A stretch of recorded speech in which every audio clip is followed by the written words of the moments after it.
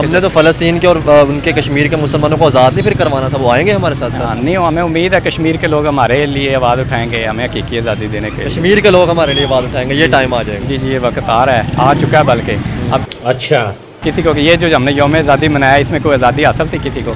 पूरी वजह है जी, इंडिया हमारे साथ था, वो आगे निकल गया। जिस जगह पे भी बात करें उनका ही सीईओ लग रहा होता है, वही प्रेफर क्यों करते हैं? इंडिया को क्यों प्रेफर किया जाता है या उनके स्टूडेंट को क्यों प्रेफर किया जाता है?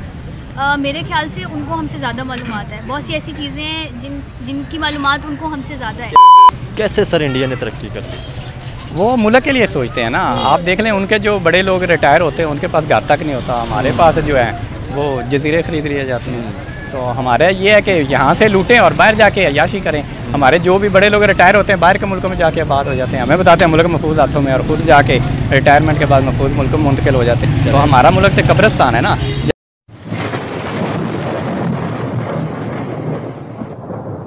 नमस्कार दोस्तों, क्या हाल है? होप करता हूँ कि आप ठीक होंगे और स्वागत करता हूँ आपका हिंदुस्तान डॉट में।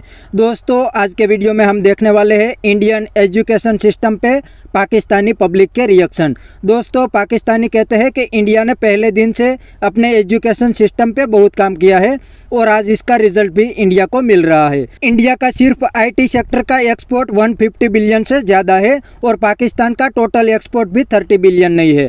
तो दोस्तों, वीडियो में आगे देखते हैं इस बात पे पाकिस्तानी पब्लिक के रिएक्शन। अगर आप नए हैं तो चैनल को सब्सक्राइब कर लीजिए और वीडियो को अंत तक देखें। मुझे ये बताएं, एजुकेशन का क्या हाल जा रहा है पाकिस्तान की अगर बात की जाए? एजुकेशन आपको पता है यहाँ पे तबकाती तकसीम है। अमीरों के लिए और है, गरीबों के लिए और है।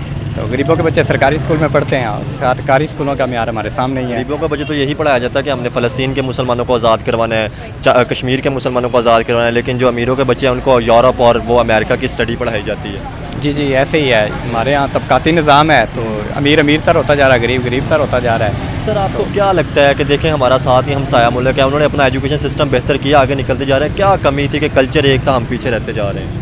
बस बेसिकली जो है जिम्मेदार है उनके स्टूडेंट देखें तो वो IIT में देखें, दुनिया में देखें तो बड़े बड़े जगहों पे उनके जो है वो इंडियंस लग रहे होते हैं। उसकी रीज़न ये है कि वो स्टडी पे फोकस कर रहे हैं, हम मुल्क को लूटने पे फोकस कर रहे हैं। तो उनके रिसर्च एंड डेवलपमेंट में बहुत काम है, हमारा रिसर्च एंड डेवलपमेंट में कोई काम नहीं। हमारे जो सरकारी अहदों पे लोग होते हैं वो काम नहीं करते। और उसके अलावा ये है कि मुझे लगता है बजट ही नहीं यहाँ पे एजुकेशन को दिया जाता है कि लोगों को फैसिलिटीज़ दी जाएं जो बेहतर हो सके। ये भी दुरुस्त है कि एजुकेशन हमारी लास्ट प्रायोरिटी होती है और GDP का 4% एजुकेशन को देना होता है, हम वो भी नहीं दे पाते। और दूसरा होता है कि हमारे यहाँ करप्ट पॉलिटिशियंस हैं जो मुल्क को खाते हैं और 75 सालों से खा रहे हैं। बच्चे तो बाहर पढ़ रहे होते हैं। हाँ जी, वो कमाएंगे तो यहाँ से लूटेंगे तो फिर ही बाहर पढ़ेंगे ना। और इसके अलावा हमारे इदारे हैं जो मुल्क को लूटते हैं, तो हम मुल्क के लिए मुखलस ही नहीं है।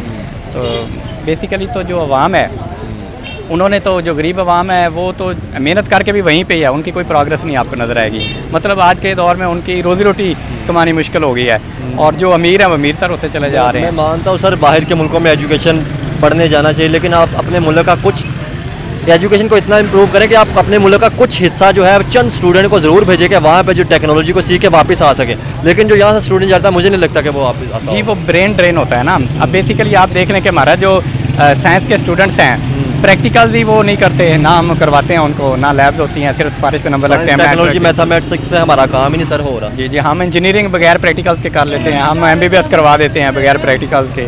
तो हम ये लोग प्रोड्यूस करो, फिर ये जो जब प्रोड्यूस हो जाते हैं ये भी मुल्क छोड़ के बाहर चले जाते हैं। ब्रेन ड्रेन होता है, हमारे मुल्क में काम करने कोई तैयार नहीं होता। अगर कोई करेगा तो आप देख लें यहाँ बिजनेस लोगों के बंद किए जा रहे हैं।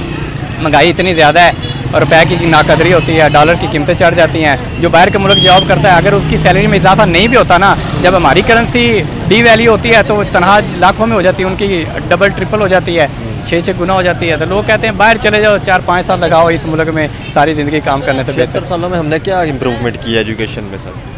हमने कोई इम्प्रूवमेंट नहीं की। दुनिया ने आगे की तरफ दौड़ लगाई, हमने पीछे की तरफ दौड़ लगाई हुई है। हमने तरक्की करने का भी सोचा ही नहीं। हमने तो अभी पब्लिक को रोटी रोज़ी पे रखा हुआ है कि किसी तरह से बच्चा पढ़ जाए और रोज़ी कमाने वाला हो जाए। ना हमारी कोई ऐसी इंटेंशन है कि हम तरक्की करें, हम पाकिस्तान को आगे लेके जाएं, हम दुनिया का मुकाबला करें। सर, टेक्नोलॉजी में आपको नहीं लगता कि हमें करना चाहिए? हमारे साथ हम साया मुल्क है सर, बात उसकी करनी चाहिए। चांद पे जा रहा है, IIT में तरक्की कर रहा है और हम सर यहीं से देख के कह रहे हैं कि अगर चांद को ज़मीन से देख सकते 40-40 करोड़ के झंडे बना रहे हैं हम लोग। जी जी, हम वेस्ट कर रहे हैं, हम टाइम मनी एनर्जी वेस्ट कर रहे हैं। हम ऐसे कामों में बस वो क्या कहते हैं, अपनी वाह वाह बल्ले बल्ले करवाना चाहते हैं। तो इसमें आपको लगता है कि सिर्फ हमारे आपस में हम वाह बल्ले बल्ले कर सकते हैं, दुनिया नहीं सर करेगी? दुनिया नहीं करती। हम दुनिया में तो हमारी रिप्यूट ख़राब है। आप देख लें कि जो भी 2 नंबरी होती है वो सारे पाकिस्तानी लोग करते हैं, तो ऐसे नहीं होना चाहिए। बल्कि हमने तो फ़लस्तीन के और उनके कश्मीर के मुसलमानों को आज़ाद नहीं फिर करवाना था, वो आएंगे हमारे साथ साथ? नहीं, हमें उम्मीद है कश्मीर के लोग हमारे लिए आवाज़ उठाएंगे, हमें हकीकी आज़ादी देने के। कश्मीर के लोग हमारे लिए आवाज़ उठाएंगे, ये टाइम आ जाएगा। जी जी, ये वक्त आ रहा है, आ चुका है। बल्कि अब किसी को ये जो हमने यौम आज़ादी मनाया, इसमें कोई आज़ादी हासिल थी किसी को?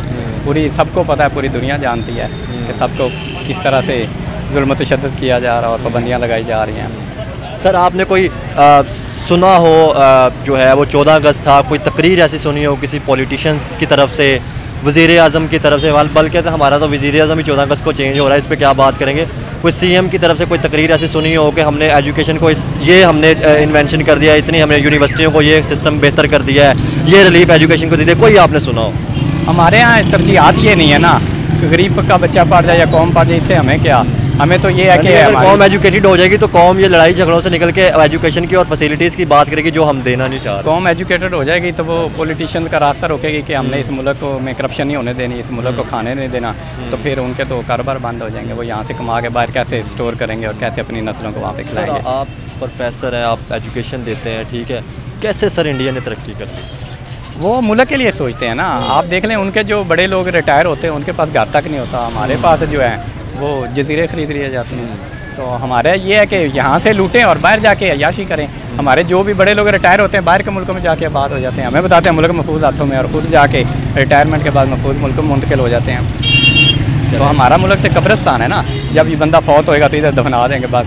एंजॉय लाइफ जो सारी वो बाहर गुजार जी, बाहर गुजार रही है। बच्चों का फ्यूचर बाहर है, बच्चों की एजुकेशन बाहर है। 17-18 लाख हर साल जो है वो बच्चे बाहर चले जाते हैं। जी, जो पढ़ जाता है वो ब्रेन ड्रेन हो जाता है, वो कहता है इस मुल्क में कुछ नहीं, वो बाहर चला जाता है। तो फिर वो जब हम अपने डॉक्टर इंजीनियर बाहर एक्सपोर्ट कर देंगे तो फिर मुल्क कैसे तरक्की करेगा?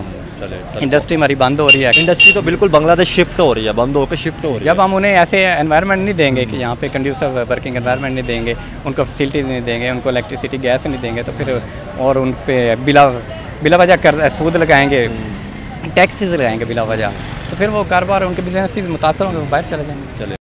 ये बड़ी अच्छी बात कही आप। तो दोस्तों ये था पाकिस्तानी पब्लिक का रिएक्शन। पाकिस्तानी कहते हैं कि पाकिस्तान में अमीर लोगों को एजुकेशन मिल जाती है लेकिन गरीब लोग को एजुकेशन मिलना बहुत ही मुश्किल है, क्योंकि पाकिस्तान में गरीब लोग तो आटे की लाइन में खड़े हैं, तो एजुकेशन के पैसे कहाँ से लाएंगे। और पाकिस्तानी ने बताया कि इंडिया के पॉलिटिशियन अपनी कंट्री के लिए काम करते हैं, खुद के लिए काम नहीं करते, और दूसरी साइड पाकिस्तानी पॉलिटिशियन खुद के लिए काम करते हैं और बाद में दूसरी कंट्री में भाग जाते हैं। तो ये बात पाकिस्तानी की बिल्कुल सही है, क्योंकि पाकिस्तान की आर्मी और पाकिस्तान के पॉलिटिशियन ने मिलकर पाकिस्तान को इतना लूटा है कि आज पाकिस्तान का हाल ही भिखारी जैसा हो गया है। और अब तो पाकिस्तान का सबसे बड़ा बिजनेस भी भीख मांगना हो गया है। पाकिस्तानी पूरी दुनिया में भीख मांगने चले जाते हैं। और दोस्तों अब तो पाकिस्तान के प्राइम मिनिस्टर भी पूरी दुनिया में हर वक्त कटोरा लेके ही घूमते हैं। तो बस दोस्तों आज के वीडियो में इतना ही। ये था पाकिस्तानी पब्लिक का रिएक्शन। अगर आपको ये वीडियो पसंद आया है तो वीडियो को लाइक शेयर कर दीजिए और चैनल को सब्सक्राइब करना मत भूलिए। थैंक यू, मिलते हैं नेक्स्ट वीडियो में।